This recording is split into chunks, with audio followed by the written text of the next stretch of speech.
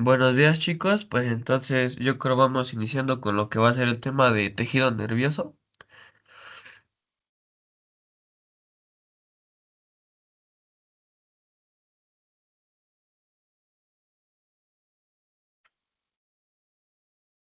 Ahí está. Básicamente el tejido nervioso es el encargado de recibir, procesar y transmitir información en el cuerpo. Este tejido permite funciones básicas como pensar, sentir, moverse y reaccionar a estímulos. Está formado principalmente por neuronas, que transmiten los impulsos nerviosos, y por células gliales, que las protegen, nutren y ayudan a que funcionen correctamente. Veremos cómo se ve el tejido nervioso en microfotografías, cómo identificar sus componentes al microscopio y por qué es tan importante para el funcionamiento del sistema nervioso.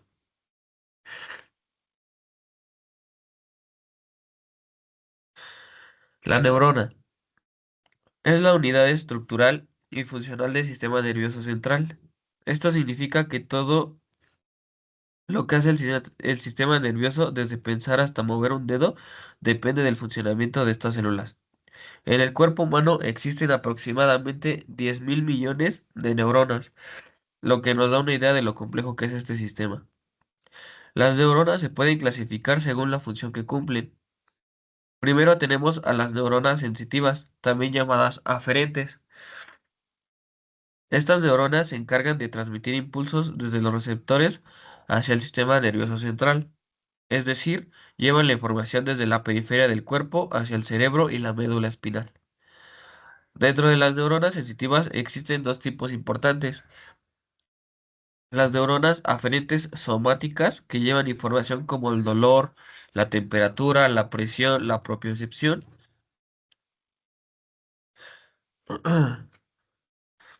que es la percepción de la posición del cuerpo en el espacio, la propiocepción. En cambio, las neuronas aferentes viscerales transportan información desde los órganos internos, como las membranas mucosas, las glándulas y los vasos sanguíneos. Por otro lado, tenemos a las neuronas motoras, que hacen exactamente lo contrario. Transmiten impulsos desde el sistema nervioso central hacia las células efectoras o a la periferia. Estas células efectoras pueden ser músculos o glándulas y son las que ejecutan la respuesta. Las neuronas motoras también se dividen en dos grupos, en neuronas eferentes somáticas que controlan los movimientos voluntarios y actúan sobre el sistema osteomuscular, es decir, sobre el músculo esquelético, y en cambio las neuronas eferentes viscerales transmiten impulsos involuntarios hacia el músculo liso, el sistema de conducción cardíaca y las glándulas. Las neuronas permiten que el cuerpo reciba información, la procese y genere una respuesta ya sea voluntaria o involuntaria, manteniendo así el funcionamiento integral del organismo. Y pues aquí hay una fotografía de neuronas. Se ve que pues sí, núcleo medio chiquito y pues tienen muchas dendritas. Ahorita vamos a ir viendo cada aspecto de las neuronas y sus demás componentes. Microglía, oligodendrocito, todo eso.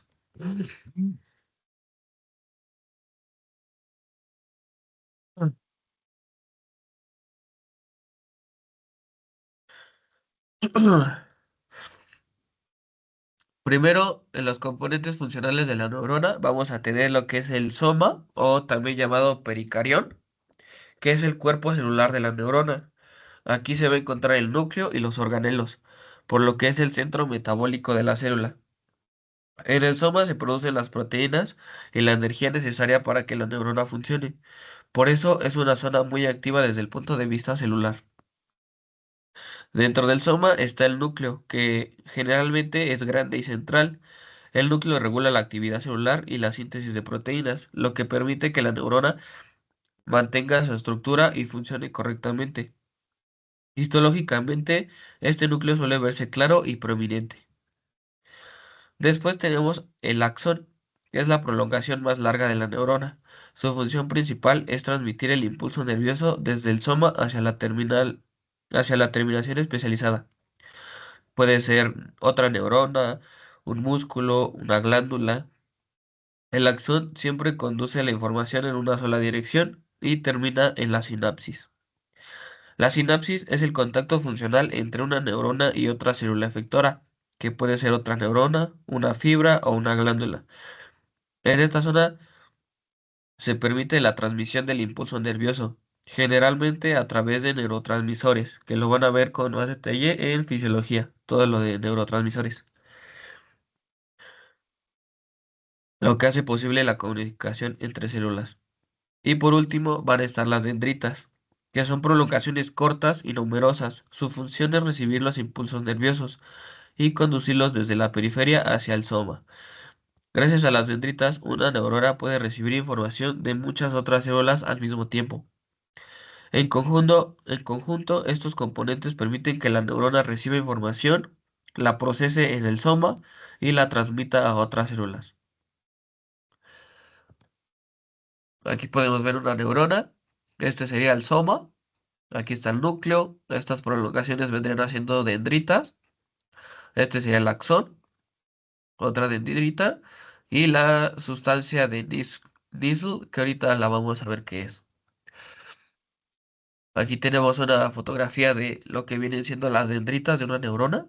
Como ven, pues son larguitas y tienen un poquito, pues, como de ramificaciones, ¿no? Chiquititas. Esta es una dendrita de una neurona. Ahora vamos a ver la clasificación de las neuronas según su cantidad de vaginaciones. Esta clasificación es muy importante en histología porque se basa en la morfología, que es lo que realmente vemos al microscopio.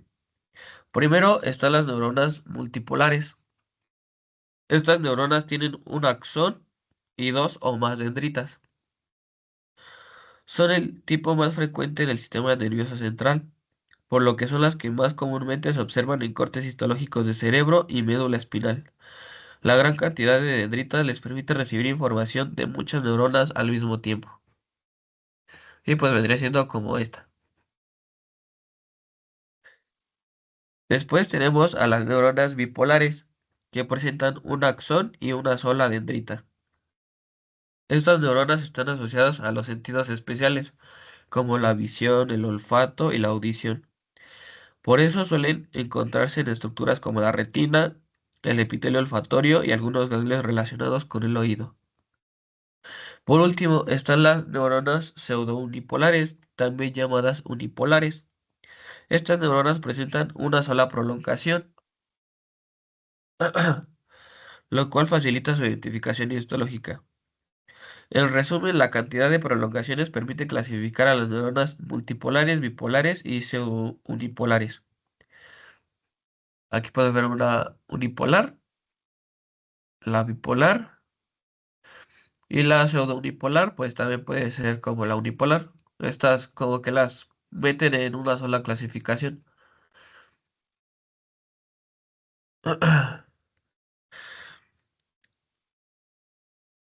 Después vamos a tener la clasificación de neuronas según el tipo de axón, el Golgi o Golgi.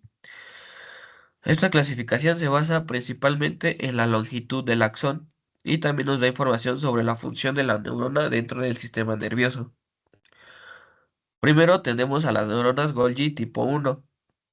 Estas neuronas se caracterizan por tener un solo axón muy largo. Como aquí pueden ver en esta, Golgi 1, el axón es muy largo.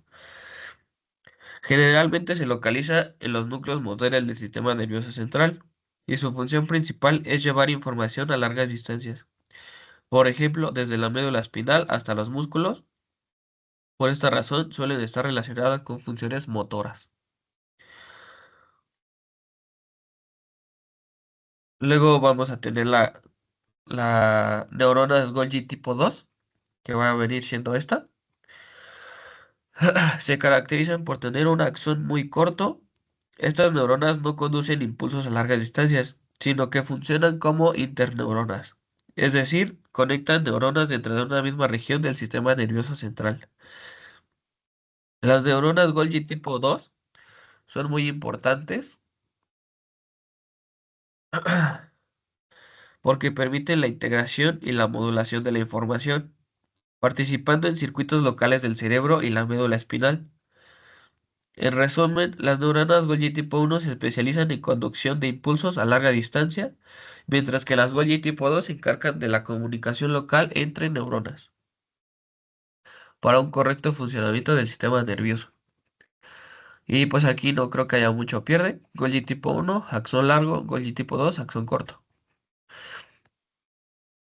Golgi tipo 1 de conducción, Golgi tipo 2 y interneurona. Vamos a pasar con lo que es el soma neuronal. El soma es una de las estructuras más fáciles de identificar debido a su tamaño y a las características de su núcleo y citoplasma.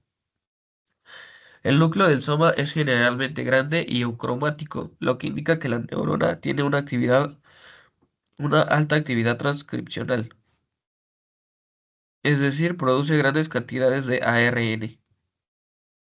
Además, presenta un nucleolo prominente que refleja una intensa síntesis de ribosomas necesaria para la producción constante de proteínas. Alrededor del núcleo se observa un citoplasma perinuclear prominente, el cual contiene una gran cantidad de organelos.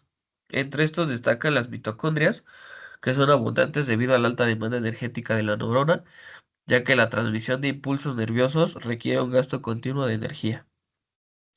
También se observa un aparato de Golgi bien desarrollado, cuya función es modificar, empaquetar y dirigir proteínas, especialmente aquellas que serán transportadas hacia el axón y las dendritas.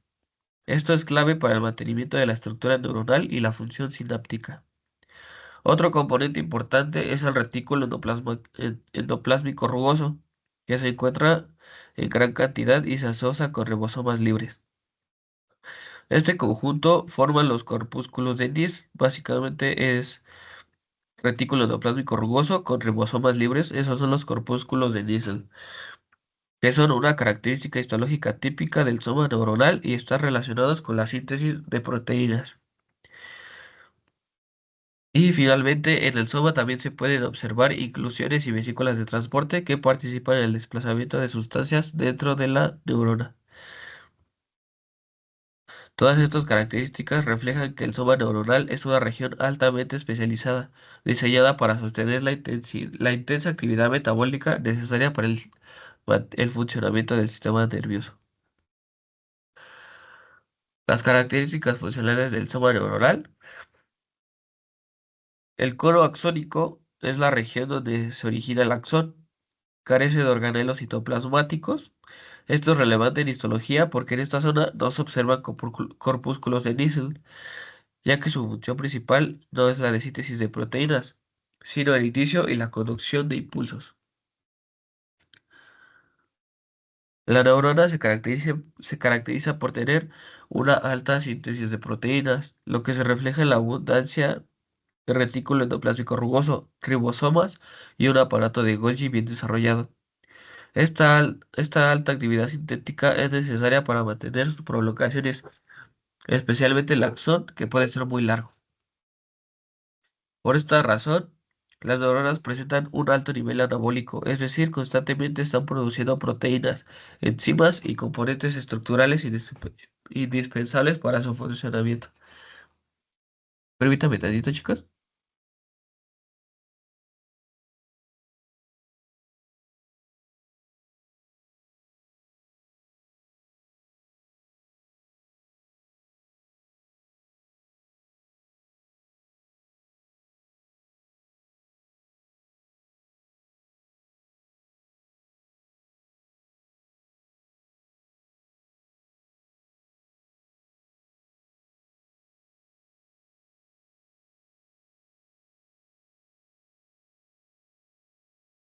Perdón, chicos. Como todavía sigo enfermito, pues todavía se me acumula, pues, un poco de moco en la nariz y no puedo respirar bien.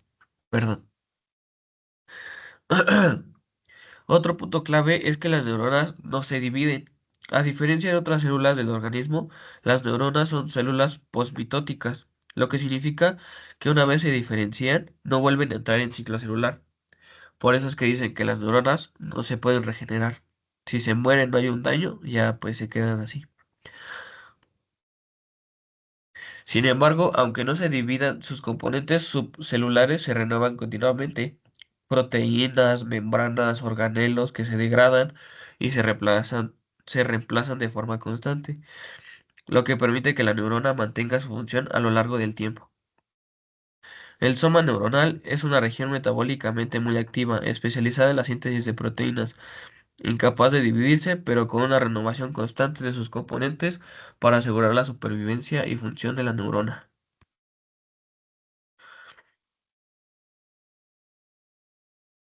Aquí podemos ver una neurona, esto vendría siendo el soma, el núcleo, el nucleolo.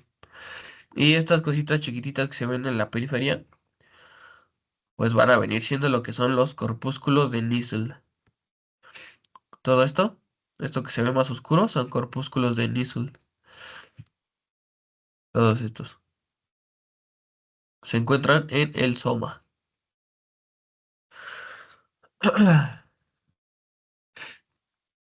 Vamos a pasar que es la sinapsis. La sinapsis se define como una unión especializada entre neuronas que facilita la transmisión del impulso nervioso. Toda sinapsis presenta dos componentes fundamentales: un componente presináptico, que es la neurona que envía la señal, y un componente postsináptico, que es la neurona o célula efectora que recibe esta señal. Esta organización permite que la información viaje de manera direccional, es decir, siempre del elemento presináptico al postsináptico. Desde el punto de vista morfológico, la sinapsis se puede clasificar según las estructuras que entran en contacto. Primero están las sinapsis axodendríticas, en las que el axón de una neurona hace contacto con una dendrita de otra neurona. Este es el tipo de sinapsis más frecuente y suele localizarse en las espiras dendricas,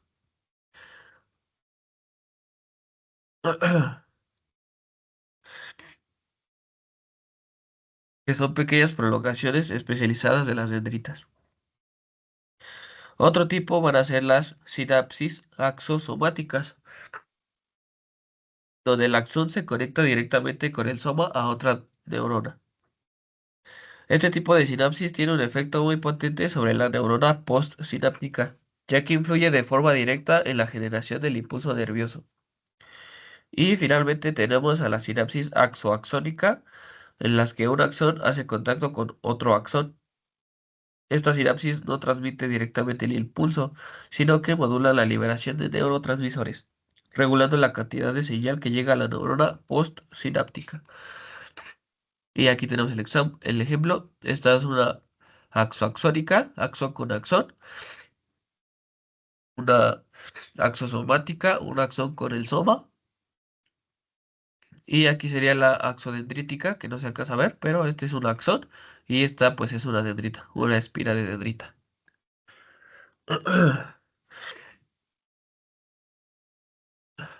¿Cuál va a ser su mecanismo de conducción sináptica? Van a existir dos tipos principales, que esto lo van a ver ya con más detalle igual en fisio. La primera va a ser la sinapsis química y la segunda va a ser la sinapsis eléctrica. La sinapsis química es la más frecuente en el sistema nervioso.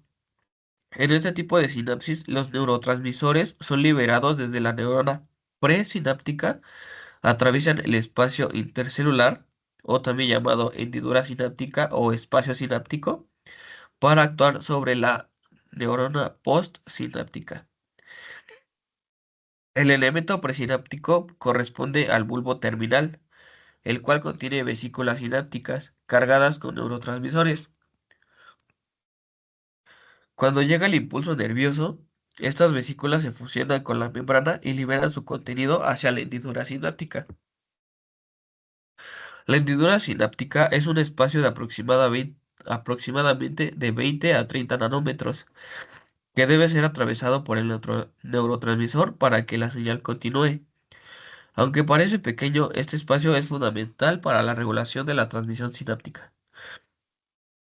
En la membrana postsináptica se encuentran receptores específicos para cada neurotransmisor. Esta membrana presenta una densidad postsináptica que corresponde a un complejo proteico encargado de recibir la señal y convertirla nuevamente en un impulso eléctrico. Y por otro lado va a existir la sinapsis eléctrica, que es menos frecuente.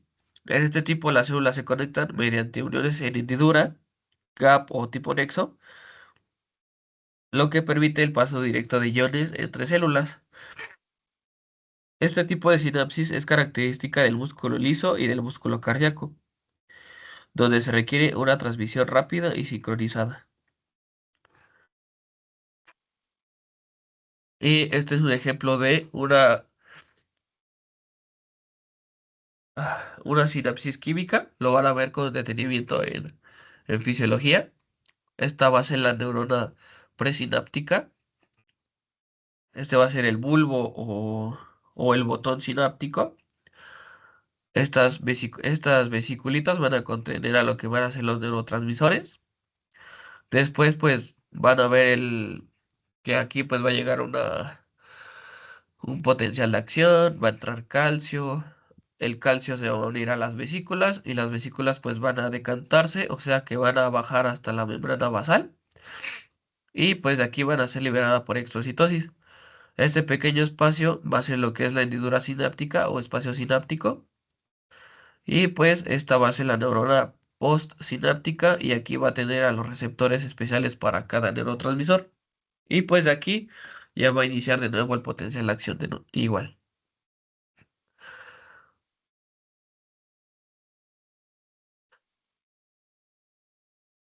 Transporte axonal.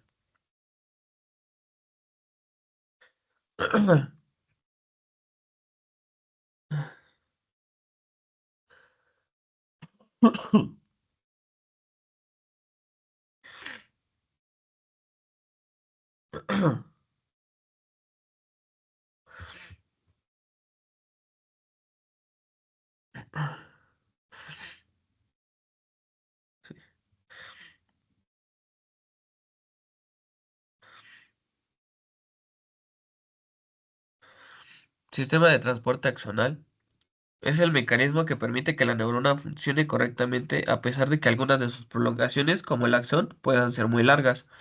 Las sustancias necesarias en el axón y en las dendritas no se producen ahí mismo, sino que se sintetizan en el soma neuronal. Por eso, estas sustancias deben ser transportadas desde el soma hacia la periferia neuronal, lo que hace indispensable es este sistema de transporte. El transporte axonal es un mecanismo bidireccional, puede ocurrir en dos direcciones y forma parte de la comunicación intracelular de la neurona. Este transporte se realiza principalmente a lo largo de los microtúbulos, con participación de filamentos intermedios que sirven como soporte estructural. Existen dos tipos de transporte axonal. El primero va a ser el transporte anterógrado, que ocurre desde el soma hacia la periferia, es decir, hacia el axón y sus terminales. Este tipo de transporte utiliza la proteína motora cinesina, ya lo vieron también en lo que es núcleo, pero pues aquí va a ser de axón a la periferia, del soma neuronal a la periferia, y va a ser un transporte anterógrado dado por la cinesina, la cual se desplaza a lo largo de los microtúbulos. Es un proceso activo y va a requerir ATP. Y el segundo tipo va a ser el transporte retrógrado, que va a ocurrir desde la terminal axonal y las dendritas hacia el soma. Este transporte va a utilizar a la proteína motora dineína, que también se desplaza sobre los microtúbulos y requiere energía. Su función es regresar al soma material de desecho, señales y factores que informan sobre el estado de la periferia neuronal.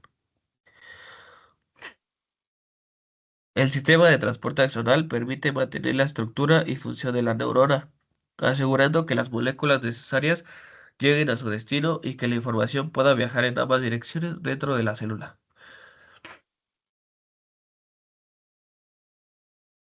Velocidad de desplazamiento del transporte axonal. Se refiere a qué tan rápido se mueven las sustancias dentro del axón. No todo viaja a la misma velocidad y por eso este transporte se clasifica en lento y rápido, dependiendo del tipo de material que se transporta. Primero vamos a tener lo que es el transporte lento. Este transporte ocurre desde el soma hasta el botón terminal y tiene una velocidad aproximada de 0,2 a 4 milímetros por día. Su dirección es anterógrada. es decir, va del soma hacia la periferia neuronal. El transporte lento se encarga principalmente de mover proteínas estructurales y metabólicas, como la tubulina, la activa, la actina, la calmodulina y enzimas metabólicas, que son necesarias para el mantenimiento de la acción del axón y su funcionamiento a largo plazo. Después tenemos el transporte rápido, que puede ocurrir en ambas direcciones y tiene una velocidad mucho mayor, de aproximadamente de 20 a 400 milímetros por día. Dentro del transporte rápido existe el anterógrado rápido, que transporta organelos membranosos, como vesículas sinápticas y mitocondrias, desde el soma hacia la periferia. También puede transportar materiales de bajo peso molecular. Por otro lado, está el transporte retrógrado rápido, que ocurre desde la terminal axonal al soma neuronal. Este transporte es fundamental porque permite que la neurona recupere materiales, proteínas y señales provenientes de la periferia, lo cual es clave para la regulación y supervivencia celular. Y finalmente va a estar el transporte dendrítico, que utiliza el mismo mecanismo que el transporte axonal, ya que también depende de microtúbulos y proteínas motoras para movilizar sustancias dentro de las dendritas. En resumen, la velocidad del transporte axonal depende del tipo de carga que se moviliza. El transporte lento mantiene la estructura neuronal, mientras que el transporte rápido permite la comunicación eficiente y continua entre el soma y las prolongaciones neuronales.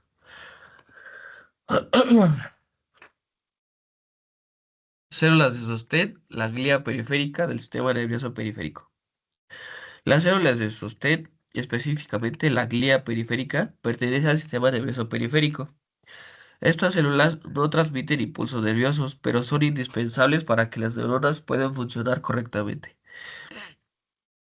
Dentro de la glía periférica, las más importantes son las células de Schwann.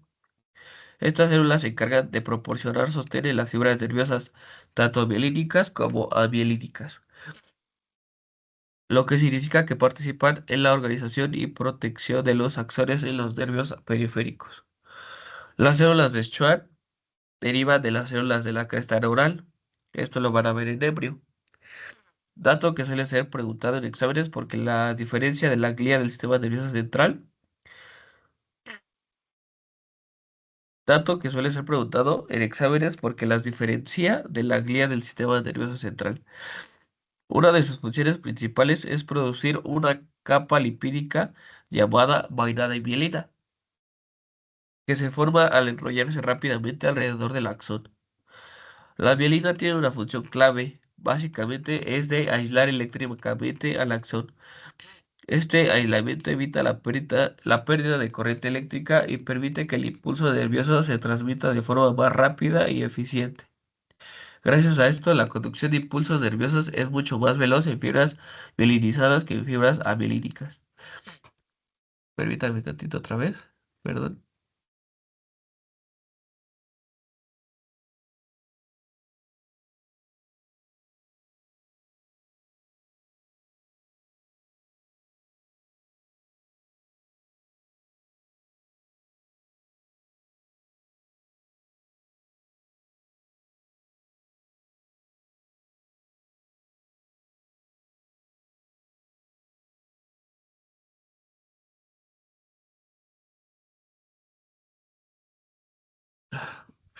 Ya, una disculpa, chicos. La mielinización no es una estructura uniforme, sino que presenta tres dominios principales que permiten una correcta organización funcional del axón y su interacción con el entorno. Ah. El proceso de mielinización realizado por las células de Schwann ocurre en el sistema nervioso periférico. Para entenderlo bien, es importante identificar las membranas involucradas y cómo se organiza la mielina alrededor del axón. Primero vamos a tener la membrana plasmática abaxonal, que corresponde a la membrana de la célula de Schwann que está expuesta al medio externo. Esta es la parte más externa de la célula y no está en contacto directo con el axón. Después vamos a tener lo que es la membrana plasmática adaxonal o periaxonal, que es la membrana de la célula de Schwann que se encuentra en contacto directo con el axón. Esta relación íntima entre el axón y la célula de Schwann es esencial para que pueda iniciarse el proceso de mielinización. Entre estas dos membranas se va a formar una estructura llamada mesaxón. El mesaxón es una doble membrana que conecta la membrana abaxonal con la adaxonal, rodeando rodeando un espacio extracelular angosto. Esta estructura es fundamental porque permite que la membrana de la célula de Schwann comience a enrollarse alrededor del axón. A medida que este enrollamiento se repite, las capas de membrana se compactan y se forma la vaina de mielina, una estructura rica en en lípidos que rodea el axón. Este proceso explica por qué la mielina está compuesta por múltiples capas concéntricas de membrana plasmática. La vaina de mielina es una estructura fundamental para la conducción rápida del impulso nervioso. Todo este proceso inicia con el mesaxón, como ya lo vimos. El mesaxón es una continuidad de la membrana plasmática de la célula de Schwann que rodea al axón mediante un movimiento en espiral. Este enrollamiento repetido de la membrana es lo que va a dar origen a la vaina de mielina. Durante este proceso de enrollamiento se generan láminas concéntricas de membrana que tienen un grosor aproximado de 12 a 14 nanómetros. Conforme aumenta el número de vueltas, la mielina se va haciendo más gruesa. A medida que la membrana se enrolla, el citoplasma de la célula de Schwann es desplazado hacia la periferia, es decir, se va extruyendo. Y por eso la mielina madura prácticamente no contiene citoplasma entre sus capas. En la parte más externa de la célula de Schwann se va a encontrar el collarete externo de citoplasma perinuclear, también conocido como la vaina de Schwann. Esta región es externa y continua y contiene el núcleo de la célula de Schwann, así como otros organelos celulares. En la parte interna se va a encontrar el collarete interno del citoplasma perinuclear, que corresponde a una región interna ubicada cerca del axón. Esta región está envuelta por la membrana plasmática abaxonal, mientras que el axón está en contacto con la membrana plasmática adaxonal. Ah, Es importante mencionar que la membrana del mesaxón se continúa tanto con la membrana adaxonal como con la abaxonal, y esta continuidad es la que permite la formación del mesaxón interno, estructura clave en la organización de la mielina. El nodo de Rambier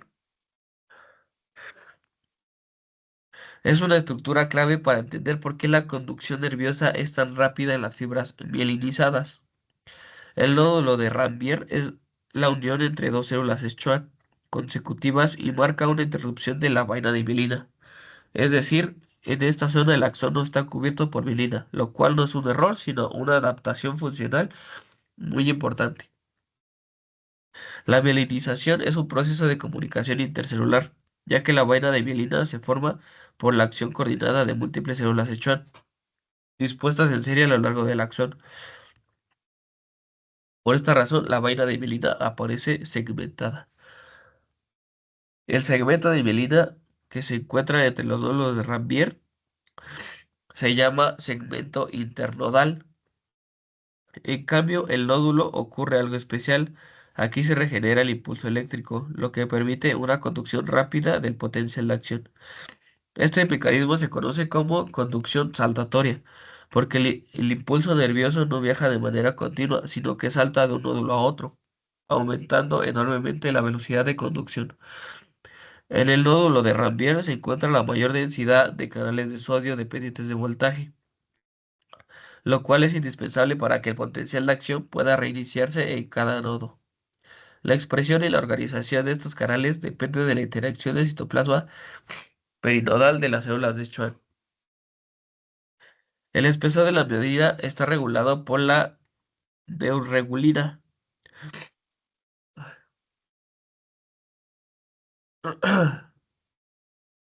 Por esta, neuregulina. Un factor de crecimiento que actúa sobre las células de Schwann y controla cuántas capas de mielina se forman alrededor del axón. Es importante recordar que la mielina está compuesta aproximadamente por un 80% de lípidos, lo que explica su función aislante. Y básicamente aquí está el núcleo, el soma, dendritas, el axón, que básicamente es todo esto. Aquí pues van a estar las células de Schwann con la vaina de mielina, los nódulos de Rambier, que es donde está la unión célula con célula, y pues el axón terminal.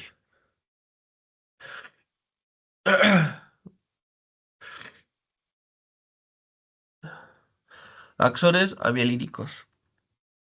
Aunque no están mielinizados, no están desnudos, sino que también reciben soporte por parte de las células de Schwann. En estos axones, las fibras nerviosas están envueltas por el citoplasma de las células de Schwann, pero sin formar capas concéntricas de mielina.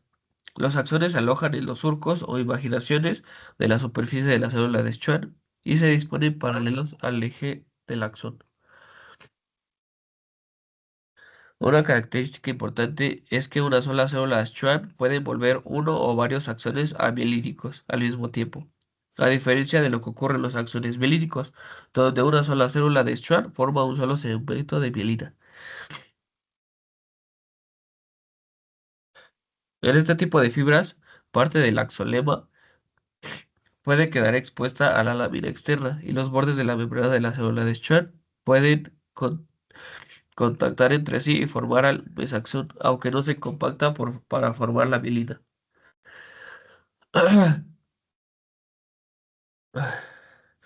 Debido a que no hay vaina de mielina, no existe segmentación de la acción del axón y no va a contener nódulos de Rambier. Por eso la conducción no va a ser saltatoria, sino continua. Como consecuencia directa de esto, la velocidad de conducción del impulso nervioso va a ser más lento en los axones amielínicos en comparación con los mielínicos.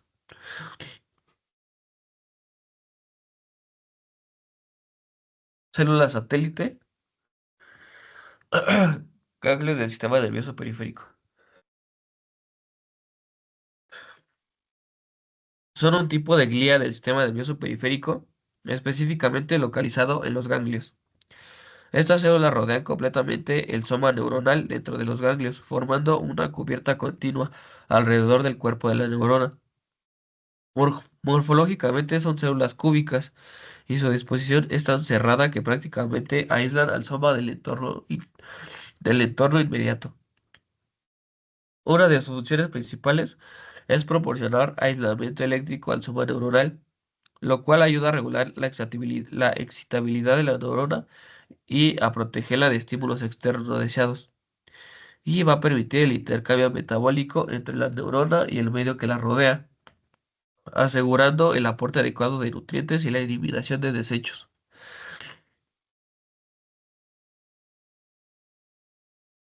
Las células satélite son análogas a las células de Schwann, ya que ambas pertenecen a la glía periférica. Sin embargo, la diferencia clave es que las células de Schwann actúan sobre el axón, mientras que las células satélite actúan sobre el soma neuronal. Es importante recordar que las células satélite se encuentran exclusivamente en el sistema nervioso periférico, lo que las distingue de la glía del sistema nervioso central.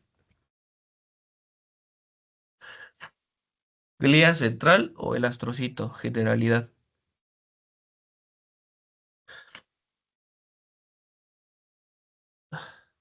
Vamos a empezar con los astrocitos, que son las células gliales más grandes del sistema nervioso central.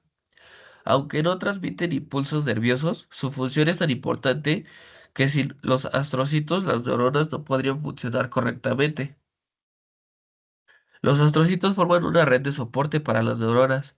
Esta red no es solo estructural, sino también funcional, ya que ayuda a mantener la organización del tejido nervioso y a sostener a las neuronas en su posición correcta.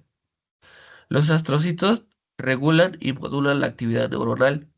Esto significa que participan activamente en el control del entorno químico que rodea a las neuronas, influyendo en la transmisión sináptica y en la excitabilidad neuronal. No solo acompañan a la neurona, sino que interactúan con ella.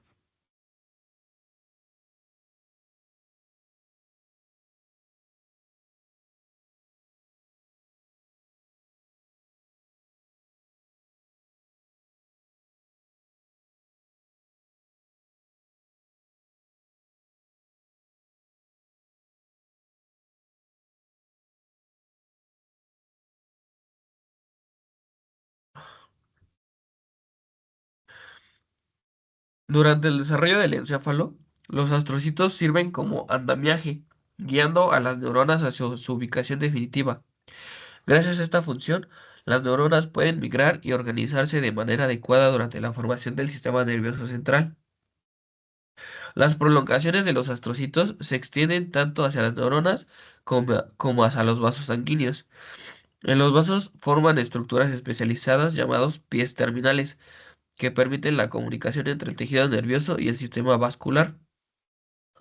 Estos pies terminales son fundamentales para el intercambio de sustancias, el control del aporte de nutrientes y la regulación del ambiente extracelular del sistema nervioso central.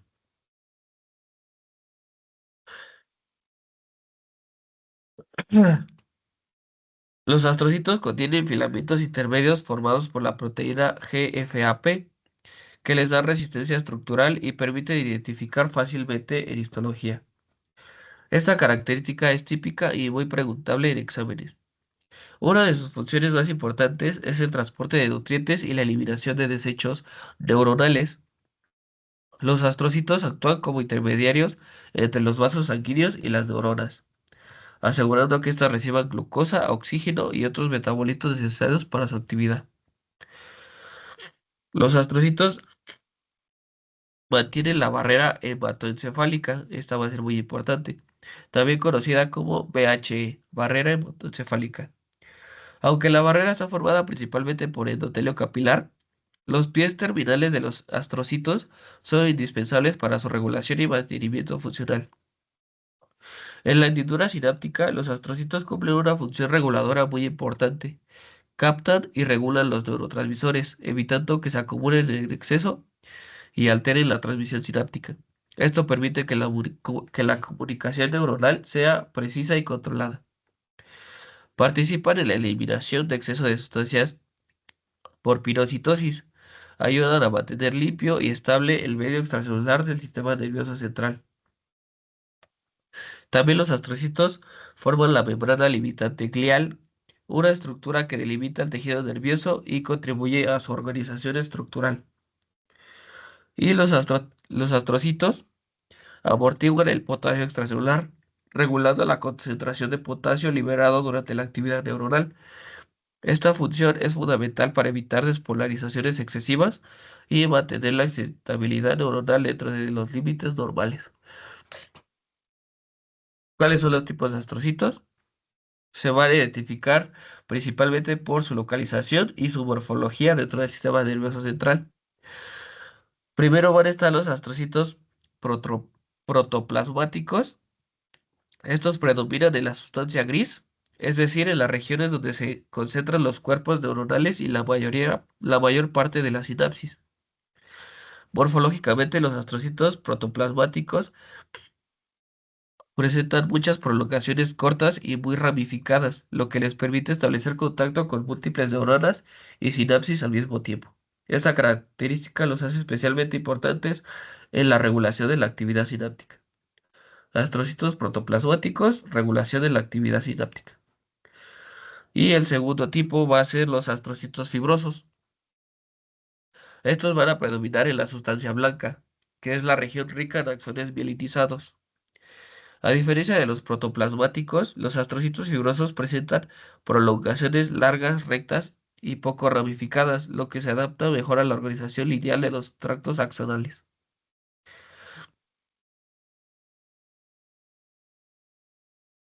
Y pues aquí pueden ver a los astrocitos, su núcleo y pues las ramificaciones. De aquí lo único que les puede preguntar es pues que identifiquen cómo es el astrocito. No creo que les vayan a preguntar que diferencien de un astrocito protoplasmático a un astrocito fibroso. Solo les van a poner, en dado caso, que identifiquen un astrocito. Y básicamente son estos,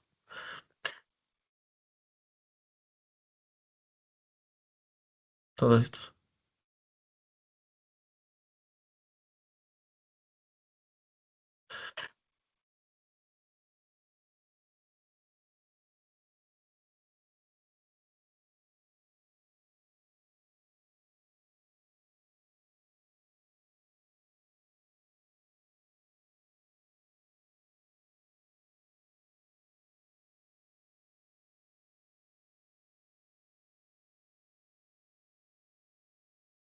Oligodendrocitos.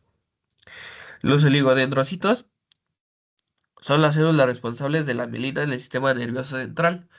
Schwann en el periférico, oligodendrocitos en el central. Los oligodendrocitos forman capas concéntricas de membrana plasmática alrededor del axón, dando origen a la vaina de mielina en el sistema nervioso central. A diferencia de las células de Schwann, los oligodendrocitos presentan pocas evaginaciones citoplasmáticas, lo que le da un aspecto más compacto. Los oligodendrocitos suelen observarse alineados en hileras, y especialmente en la sustancia blanca, donde predominan los axones mielinizados. Esta disposición facilita su identificación al microscopio. Cada oligodendrocito emite varias prolongaciones en forma de lengüetas, y estas prolongaciones se enrollan alrededor de diferentes axones, formando los segmentos internodales de mielina. Este punto es muy importante. Un solo oligodendrocito puede mielinizar varios axones al mismo tiempo, a diferencia de las células de Schwann, que solo mielinizan un segmento en un solo axón. Las prolongaciones de los oligodendrocitos se extienden desde el cuerpo celular hasta los axones, por lo que el núcleo del oligodendrocito puede estar lejos del axón que está mielinizado. Y básicamente en la microscopía pues se ven como circulitos. Todos estos serían oligodendrocitos. Ya que estas ahorita vamos a ver qué son, pero los oligodendrocitos son como pues circulitos negros en una microscopía. Aquí pues se alcanza a ver un poquito mejor. Aquí está. Estos serían. Estos van a ser los que vamos a ver ahorita posteriormente, pero estos serían los oligodendrocitos, circulares y con sus dendritas. La microglía es un tipo especial de célula glial. Su función principal es la defensa del sistema nervioso central. Está formada por células fagocíticas del sistema nervioso central. Son células capaces de reconocer, ingerir y eliminar restos celulares, microorganismos y material extraño. Aunque son muy importantes, representan solo alrededor del 5% de las células del tejido nervioso. Cuando ocurre un daño tisular, inflamación o infección, la microglía prolifera y se activa, transformándose en lo que se conoce como microglía reactiva. En este estado aumenta su actividad fagocítica y participa directamente en la respuesta inflamatoria del sistema nervioso central. Un punto clave de la microglía es su origen mesodérmico, a diferencia del resto de las células gliales, derivada de monocito o granulocito, y sus precursores ingresan al sistema nervioso central desde el sistema vascular durante el desarrollo. Este origen explica su función inmunológica. Básicamente, pues es un macrófago del sistema nervioso central, la microglía. La microglía es la célula glial más pequeña, presenta un núcleo pequeño y alargado y oscuro, lo que le permite relativamente fácil de identificar en las preparaciones histológicas. Muestra prolongaciones cortas, finas y retorcidas, que cambian de forma cuando la célula se activa. Y básicamente pues serían estos la microglía. Y serían estos. Estos son los oligodendrocitos y pues estos son microglía.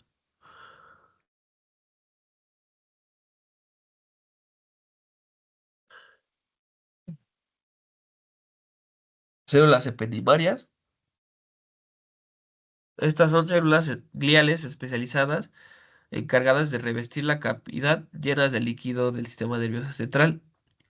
Específicamente se van a encontrar en lo que son los ventrículos cerebrales y el conducto central de la médula espinal.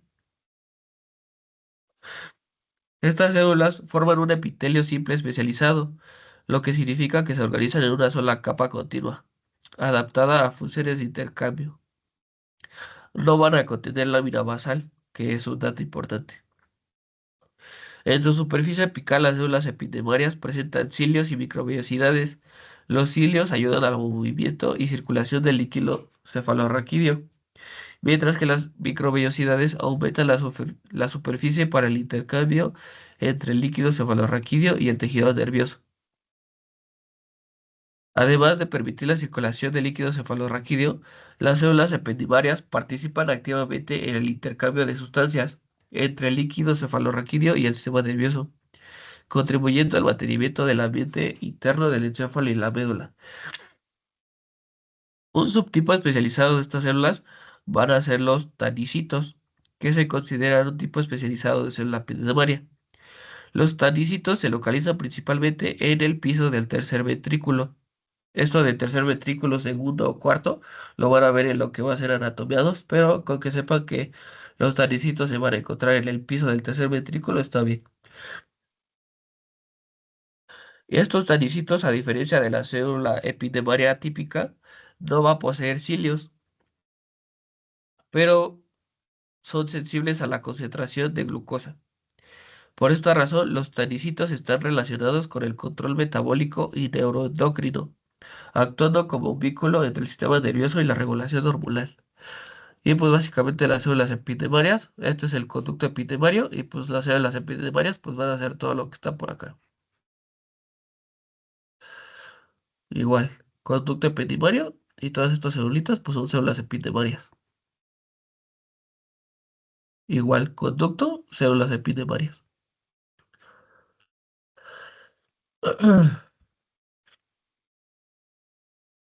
Organización del sistema nervioso periférico. El sistema nervioso periférico está formado por nervios periféricos, los cuales a su vez están constituidos por muchas fibras nerviosas. Es importante aclarar que la fibra nerviosa no es lo mismo que neurona. La fibra nerviosa corresponde al axón junto con sus cubiertas, mientras que el soma de la neurona se encuentra en otro sitio. La función principal de los nervios periféricos es transportar información sensitiva y motora entre los órganos y tejidos del cuerpo y el sistema nervioso central.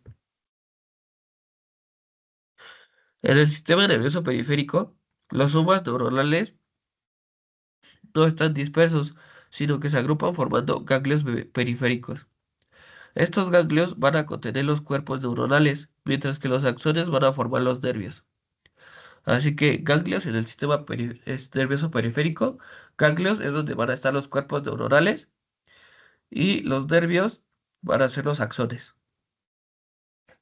En el caso de las neuronas motoras somáticas, sus somas no se localizan en los ganglios, sino en el sistema nervioso central, específicamente en el tronco encefálico y la médula espinal, dependiendo del nervio del que se trate.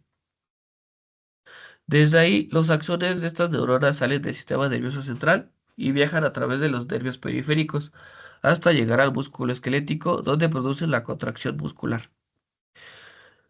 El sistema nervioso periférico está organizado de tal manera que los somas neuronales se concentran en ganglios o en el sistema nervioso central, mientras que los axones formados, mientras que los axones forman los nervios, que permiten la comunicación entre el sistema nervioso central y el resto del cuerpo. Organización del sistema nervioso periférico. En el sistema sensitivo, una característica clave es que una sola neurona conecta directamente al receptor con el sistema nervioso central. Esto es importante porque a diferencia del sistema motor, no hay cadenas neuronales largas, sino una vía más directa. El estímulo es captado por el receptor, que puede estar en la piel, músculos, articulaciones o vísceras. Desde ahí la información viaja hacia el sistema nervioso central, especialmente hacia la médula espinal o el tronco encefálico. Y aquí pues es la como mnemotecnia que nos dio la doctora Fabi. Por atrás sientes y por delante haces. O sea, por atrás van a ser todas las fibras sensitivas y por la parte anterior de la médula espinal van a salir lo que pues van a ser los nervios motores, los que van a hacer pues que haya, los que se van a comunicar con el músculo esquelético para realizar alguna acción.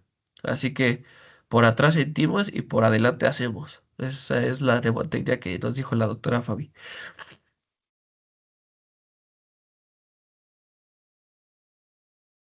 Esta conexión siempre pasa por los ganglios sensitivos que contienen los somas de las neuronas sensitivas. Es decir, el cuerpo de la neurona no está en el sistema nervioso central, sino en un ganglio periférico. Los ganglios sensitivos se localizan principalmente en las raíces dorsales de los nervios espinales. Por eso, cuando hablamos de sensibilidad somática o visceral, casi siempre estamos hablando de neuronas asociados a la raíz dorsal. Estos ganglios están directamente asociados a los componentes sensitivos de los nervios y desde ahí los axones entran al sistema nervioso central para transmitir la información. En resumen, el sistema sensitivo del sistema nervioso periférico, una sola neurona lleva la información desde el receptor hasta el sistema nervioso central. Su soma se va a localizar en los ganglios sensitivos de las raíces dorsales y esta organización permite una transmisión rápida y directa del estímulo. Y pues aquí podemos ver lo que pues viene siendo una raíz dorsal. Aquí otra. Cada una de estas son fibras, son raíces nerviosas. Raíz dorsal. Esto es raíz dorsal. Componentes del tejido conjuntivo del nervio periférico. Los componentes del tejido conjuntivo del nervio periférico son básicamente las capas que envuelven y protegen al nervio. Estas capas van a ser tres. Va a ser el endoneuro, el perineuro y el epineuro. Primero vamos a empezar con el endoneuro. El endoneuro va a rodear cada fibra nerviosa individual. O sea, el endoneuro solo va a rodear cada axón con su célula de Schwann. Este endoneuro va a estar formado por tejido conectivo laxo, lo que va a permitir el intercambio de sustancias. En el endoneuro encontramos células como fibroblastos, mastocitos y macrófagos, y su función principal es de soporte y nutrición de la fibra nerviosa. Así que endoneuro es una fibra nerviosa, solo envuelve a una fibra nerviosa. Después va a estar el perineuro. El perineuro va a estar rodea a cada fascículo nervioso, que van a ser un grupo de fibras nerviosas. Es básicamente como las capas de músculo, las capas del músculo, pero pues ahora va a ser aquí en nervioso. El perineuro pues rodea a cada fascículo. El fascículo va a estar compuesto de un grupo de fibras nerviosas. Está formado por tejido conjuntivo especializado y cumple la función de que va a actuar como una barrera de difusión, protegiendo al nervio de sustancias extrañas o externas. El perineuro es metabólicamente activo y contiene células perineurales, además de fibroblastos, mastocitos y macrófagos. Esto lo hace clave en la protección fisiológica del nervio. Así que perineuro es un fascículo nervioso. Rodea a un fascículo nervioso. Epineuro. El epineuro rodea todo el nervio periférico completo, es decir, a todos los fascículos juntos. Esta for- Está formado por tejido conjuntivo denso e irregular, rellena los espacios entre fascículos y se asocia con tejido adiposo y vasos sanguíneos, por donde llega la irrigación al nervio. La función principal del epineuro es la protección mecánica y la vascularización del nervio. Así que endoneuro va a rodear a una sola fibra. Perineuro va a rodear a un fascículo. Y epineuro pues va a rodear a conjunto de fascículos que van a ser un nervio completo.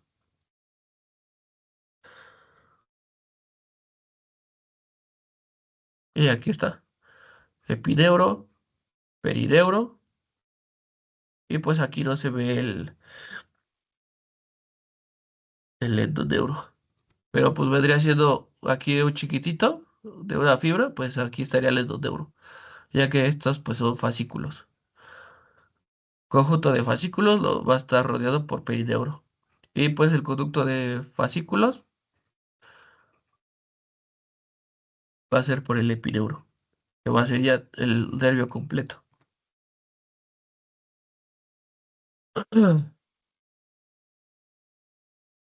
Y pues por último van a estar los receptores aferentes. También son llamados receptores sensitivos. Estos receptores son los Son las estructuras que inician el impulso nervioso cuando detectan un estímulo. Estos pues van a ser como los corpúsculos de Pacini, de Meissner, de Cajal, de todo eso, que básicamente están en la piel. Terminaciones nerviosas libres que lo van a beneficio. Se localizan principalmente en los extremos distales de las prolongaciones de las neuronas sensitivas. Según el origen del estímulo que detectan, los receptores aferentes se van a clasificar en tres grupos. Primero van a estar los exterorreceptores. Estos receptores van a detectar estímulos del medio externo, como el tacto fino, el tacto grueso, la temperatura, el olfato, la audición y la visión. Gracias a ellos podemos percibir lo que ocurre fuera del cuerpo. Después van a estar los intrarreceptores, también llamados viscerorreceptores. Estos detectan estímulos del interior del cuerpo, especialmente de las vísceras. Responden a cambios como la distensión del tubo digestivo, el llenado de la vejiga o variación de los vasos sanguíneos. Generalmente están relacionados con funciones automáticas y no conscientes. Y por último van a estar los propios receptores. Estos receptores detectan estímulos internos del sistema musculoesquelético para poder percibir la posición corporal, el movimiento, el tono muscular, lo que es fundamental para la coordinación y el equilibrio. Y pues aquí faltaron lo que serían los quimioreceptores, los termorreceptores, pero pues eso los van a ver hasta fisio. Así que ahorita pues solo quédese con estos. Externos receptores, intrarreceptores y los propios receptores. Y pues eso vendría siendo todo por el día de hoy, chicos. ¿Tiene alguien alguna duda sobre algún tema? De todos modos, les voy a pasar la diapositiva por si quieren estudiar ahí, ya que entiendo que chance no se me entendía muy bien por lo de la gripa, pero pues ahorita se las voy a estar pasando en el grupo. ¿Alguien tiene alguna duda, chicos?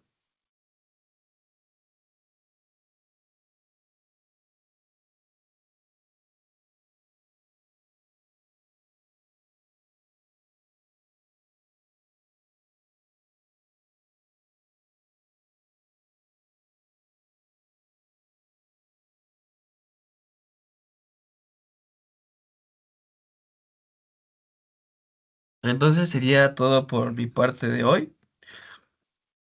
Mucho éxito y suerte en su extra del día de mañana, chicos. Sé que pues lo van a poder pasar sin problema. Y pues al ratito, por lo que veo en el chat, mi novia Cris les va a dar lo que es endocrino a las 8 de la noche. Así que pues pasen un excelente día, chicos, y buen fin de semana. Y contesten Gracias igualmente, hasta luego.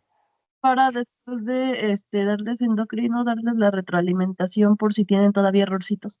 Hasta luego, chicos.